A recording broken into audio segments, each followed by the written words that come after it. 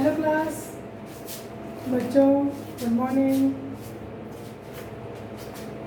ये आप चैप्टर देख रहे हैं नए साम्राज्य नए राज्य, ठीक है बच्चों। इसमें हमने जो प्रशस्तियों के बारे में पढ़ा था, वंशावलियों के बारे में पढ़ा था, उसी में हम आगे बढ़ते हैं और एक नए राजा के बारे में हर्षवर्धन, ठीक है, और हर्षचरित।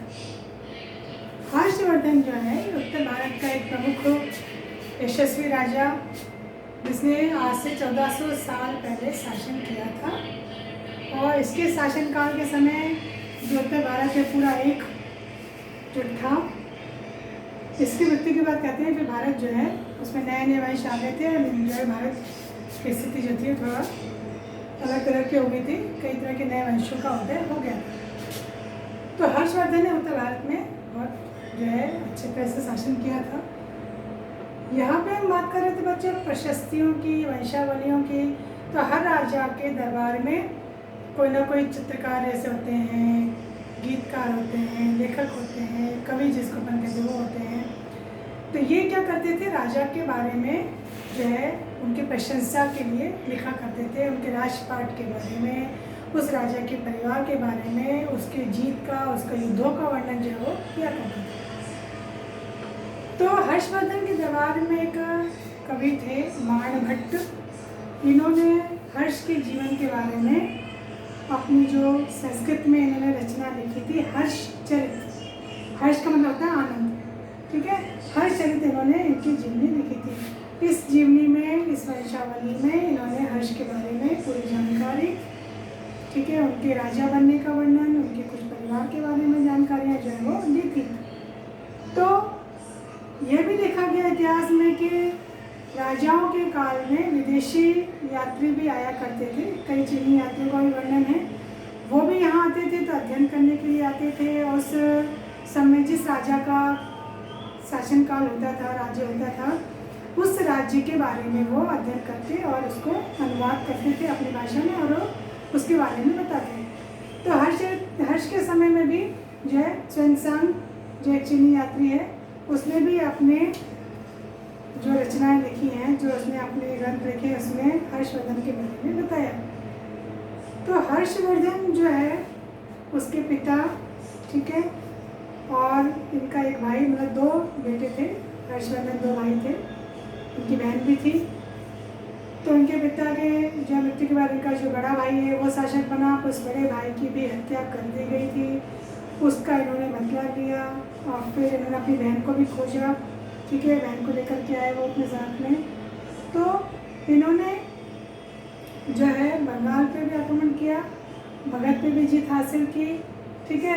और फिर जब दक्षिण भारत की तरफ भी जा रहे थे अपना साम्राज्य बढ़ाने के लिए, तो भारत का जो दक्षिणी हिस्सा है वहाँ पर जो अन्य वंशों का शासन था, तो उसमें एक वंश था चालुक्य। देखिए यहाँ पे चोल, चेर, चालुक्य, पांडे, ये यहाँ के साउथ के राज्य थे, वंश थे। तो चालुक्य नरेश था पुलकेशिन, जिसका भी अपन यहाँ भी पढ़ेंगे आगे। उस पुलकेशिन ने इनको दक्षिण की ओर आने से रोक दिया, तो वहाँ पे इनको आगे बढ़ने का मौका नहीं मिला, इनको यहाँ पे जीत नहीं मिली। तो उत्तर भारत में इनका जो था वो प्रभाव जो है वो बना रहा। उस समय उत्तर भारत से अगर अपन दक्षिण की ओर आते हैं तो पल्लव और चालुक्य, चोर, चेर, पांडे पर जो है पल्लव, चालुक्य, ये सब वंश हैं। तो पल्लव और चालुक्य जो थे उस समय थे। तो पल्लवों की जो राजधानी थी वो थी, कहाँ से कहाँ तक फैला हुआ था उनका क्षेत्र, तो कांचीपुरम राजधानी से लेकर के कावेरी नदी जो है ना, उसका जो डेल्टा है वहाँ तक इनका राज्य जो है वो फैला हुआ था। चालुक्य का जो राजपाट था वो भी कृष्णा और तुंगभद्रा नदियाँ हैं उनके आसपास फैला हुआ था। अब ये लोग क्या है कि एक दूसरे की सीमाओं पर कब्जा करने के लिए आक्रमण करते थे, ठीक है, एक दूसरे के राजधानी को निशाना बनाते थे।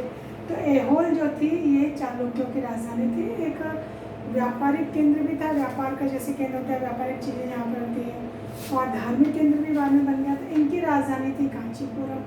तो ये लोग एक दूसरे के ऊपर जो है अपने अधिकार करने के लिए, साम्राज्य बढ़ाने के लिए जो है हमला किया करते थे।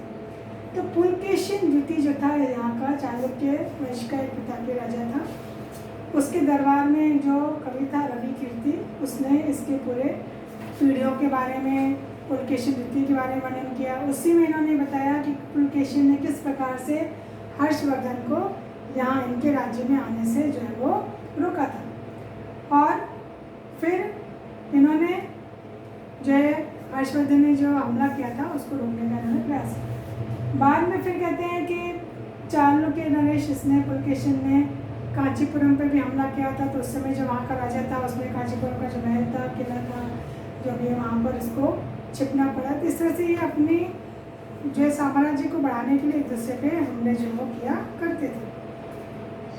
तो चालुक्य और पल्लव जो है एक दूसरे की सीमाओं का अतिक्रमण करते थे, राजधानियों को ये निशाना बनाते थे, क्योंकि राजधानी वो समृद्ध हुआ करती थी, उस पर ये कब्जा कर लेते थे।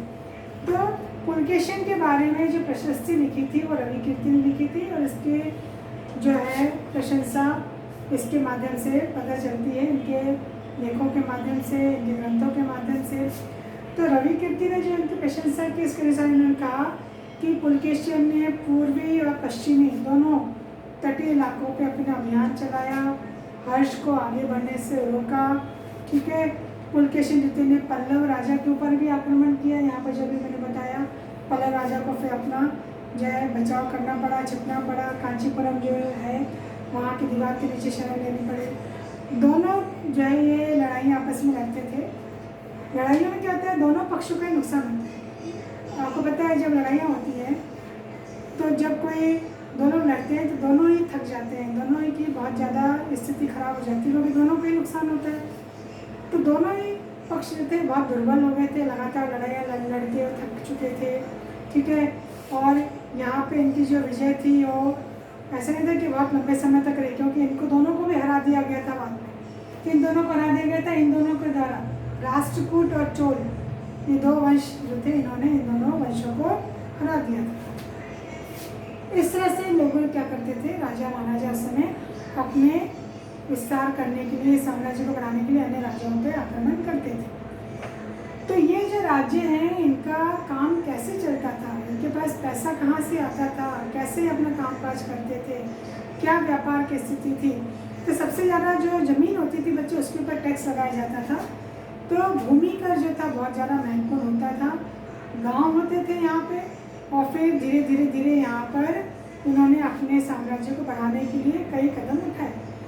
तो इन्होंने क्या क्या किया, कैसे काम किया, तो देखिए यहाँ पे कुछ पॉइंट्स दिए हैं, मैं पढ़ के बता रही हूँ। इसमें कुछ जो सरकार में पद होते हैं वो पद आनुवांशिक हो गए थे। आनुवांशिक यानी वंश, एक ही वंश के लोग जो है इसमें शासन करते थे या उस पद पर आते थे। जैसे पिता है, जैसे दादा है, दादा के बाद दादा एक पोस्ट पर है, दादा नहीं रहा तो पिता, पिता के बाद उसका बेटा, इस तरह से जो है आनुवांशिक पद चला करते थे। इसमें जो एक कवि का उल्लेख आया, हरिसेन, इन्होंने भी कवि के साथ साथ वो एक न्याय अधिकारी थे, तो उनके पद पर जो है वंशानुगत जो प्रभाव था कि दादा, पिता, फिर उसके बेटा ही। फिर एक ही व्यक्ति कई बार एक से ज़्यादा पद पे भी कार्य करता था।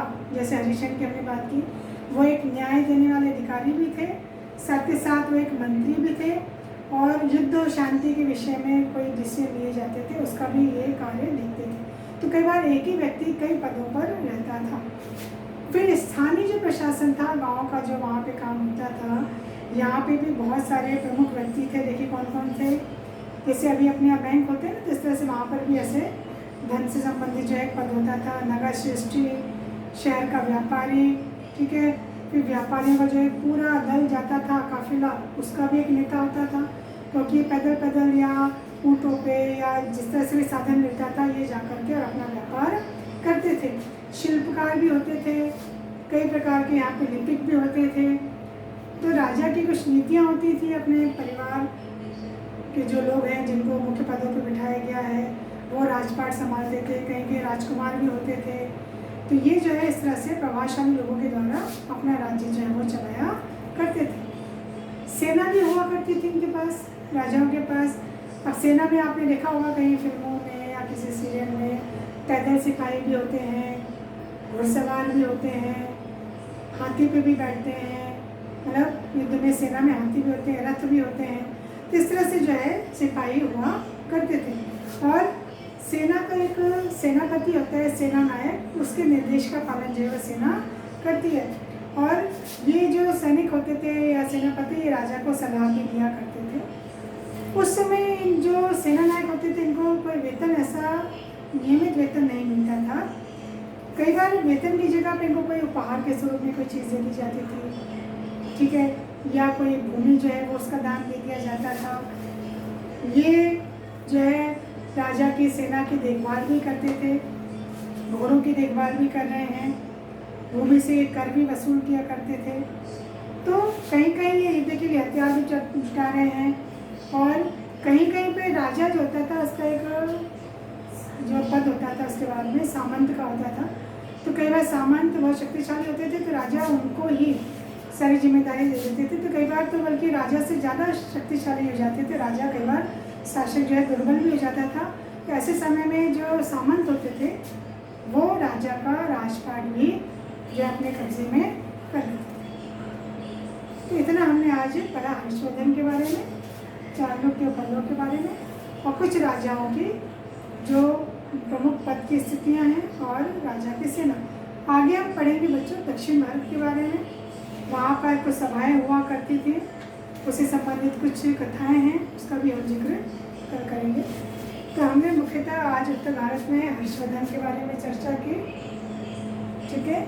हम मुख्यतः बच्चों पढ़ रहे हैं प्रशस्तियों के बारे में, वंशावलियों के बारे में, कि कैसे हर राजा के प्रशंसा में उस राज्य के दरबारी कवियों ने कुछ लिखा है, कहीं गीतों के माध्यम से, कहीं प्रशंसा के माध्यम से, ठीक है, और कहीं कहीं उनकी पीढ़ियों के बारे में भी जानकारियाँ दी गई। तो इतना आप अपने बुक में भी पढ़ें।